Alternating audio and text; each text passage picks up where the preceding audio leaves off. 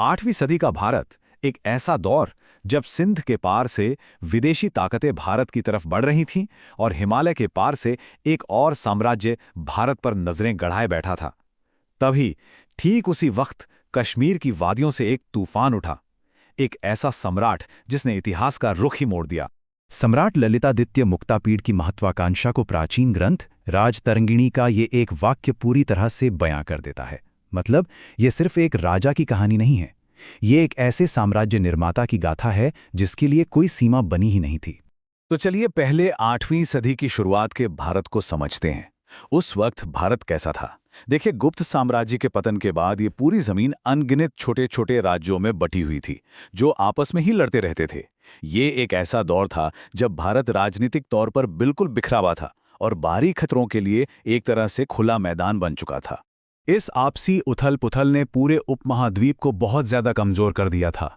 ये एक ऐसा पावर वैक्यूम था जिसे भरने के लिए या तो कोई बाहरी ताकत आती या फिर भारत के अंदर से ही किसी को उठकर खड़ा होना पड़ता। और ठीक इसी समय दो बड़ी महाशक्तियां भारत की सीमाओं पर दस्तक दे रही थीं। तो खतरा दो तरफा था।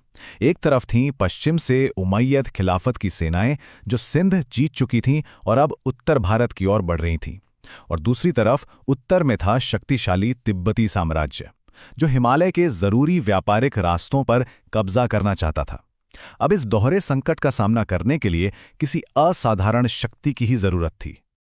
और यहीं पे कहानी में एंट्री होती है हमारे नायक की, करकोट वंश के सबसे छोटे बेटे ललितादित्य मुक्तापीड, जो करीब 724 ईस्वी में कश्मीर के सिंहासन पर बैठे। लेकिन वो सिर्फ कश्मीर के राजा बनके खुश रहने वालों में से नहीं थे। उनकी नजरें तो पूरे हिंदुस्तान पर थीं। सिंहासन पर बैठने के फौरन बाद ललितादित्य ने अपनी ताकत को एकजुट किया और फिर अपनी नजरें गड़ाईं उस वक्त के भारत के सबसे ताकतवर राजाओं में से एक, कन्नौज के शासक यशोवर्मन पर। उन्होंने उसके खिलाफ एक जबरदस्त अभियान छेड़ा और उसे एक निर्णायक हार दी। आपको पता है, ये जंग असल में टाली जा सकती थी। यशोवर्मन के साथ एक शांति संधि होने ही वाली थी, लेकिन एक छोटी सी बात पर सब कुछ बदल गया। सवाल यह था कि संधि में पहले किसका नाम लिखा जाएगा। ललितादित्य के मंत्री ने इस पर ऐतराज किया क्योंकि ललितादित्य ज्यादा शक्तिशाली थे। इस बात पर गुस्सा होकर ललितादित्य ने वो संधि फाड़ दी और जंग जारी रखी, जिसमें उनकी शानदार जीत हुई। ये घटना उनके जबरदस्त स्वाभिमान और इच्छा शक्ति को दिखाती है। कन्नौज की जीत ने ललितादित्य को उत्तर भारत का मालिक तो बना दिया, लेकिन उनकी असली परीक्षा तो अब सीमाओं पर होनी थी। भारत को बाहरी ताकतों से बचाने में उनकी जो भूमिका रही, वही वो विरासत है जिसने उन्हें इतिहास में हमेशा के लिए अमर कर दिया। उमैयद खलीफा के हुक्म पर सिंध के गवर्नर जुनैद ने कश्मीर पर हमला किया, लेकिन उनका सामना हुआ ललितादित्य की फौलादी दीवार से। ललितादित्य ने न सिर्फ जुनैद की फौजों को हराया, बल्कि उन्हें इतनी बुरी तरह से कुचला कि अगले कई दशकों तक अरब सेनाओं ने उत्तर भारत की तरफ देखने की हिम्मत भी नहीं की। ललितादित्य सिर्फ एक महान योद्धा ही नहीं थे, बल्कि बहुत ही चतुर रणनीतिकार भी थे। उन्होंने तिब्बतियों के खिलाफ, जो उस वक्त एक बहुत बड़ी ताकत थे, चीन के शक्तिशाली तांग राजवंश के साथ हाथ मिला लिया।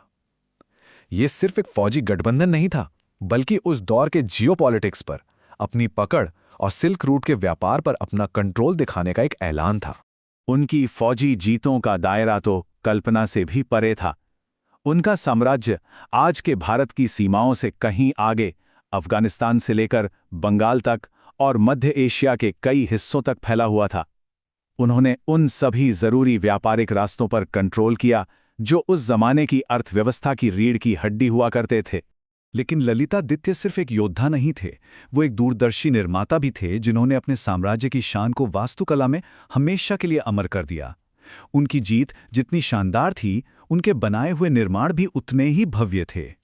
उन्होंने एक शानदार नई राजधानी बसाई, परिहासपुर, जिसका मतलब है खुशियों का शहर।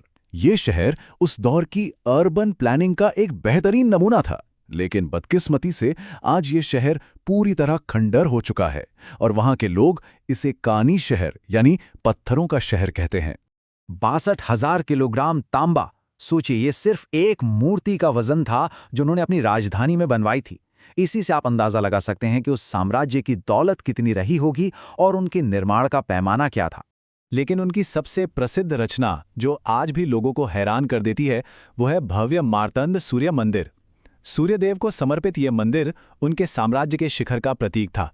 इसे कश्मीर की वास्तुकला का सबसे बेहतरीन नमूना माना जाता है। आज भी इसके खंडहर उस सुनहरे दौर की कहानी सुनाते हैं। ये मंदिर एक ऊंचे पठार पर बनाया गया था जहां से पूरी कश्मीर घाटी का एक शानदार नजारा दिखता है। कहते हैं इसकी भव्यता ऐसी थी कि इसे तोड़ने की कोशिश करने वालों को भी कई साल लग गए थे।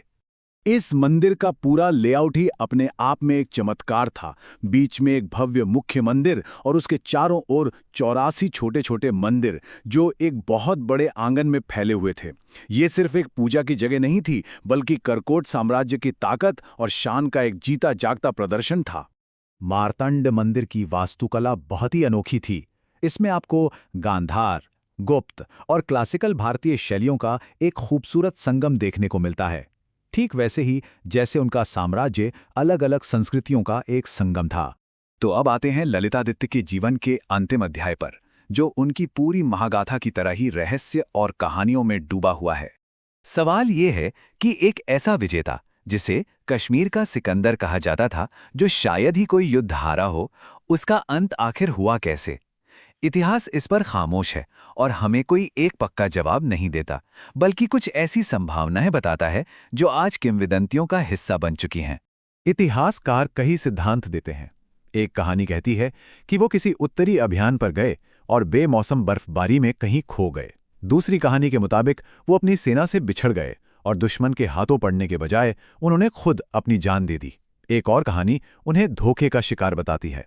सच जो भी हो, उनका अंत आज भी इतिहास की सबसे बड़ी पहेलियों में से एक है। तो उनकी मौत भले ही एक रहस्य हो, लेकिन उनकी विरासत शीशे की तरह साफ है। कुछ सम्राट इतिहास की किताबों में मिलते हैं और कुछ पत्थरों में खुदे हुए पाए जाते हैं। ललितादित्य हमेशा के लिए कश्मीर के पत्थरों में अमर हैं, एक ऐसे शासक के रूप में जिसने न सिर्फ जीत हासिल की, बल्कि अपनी जमीन की रक्षा की और एक ऐसी विरासत बनाई जिसे वक्त भी नहीं मिटा सका।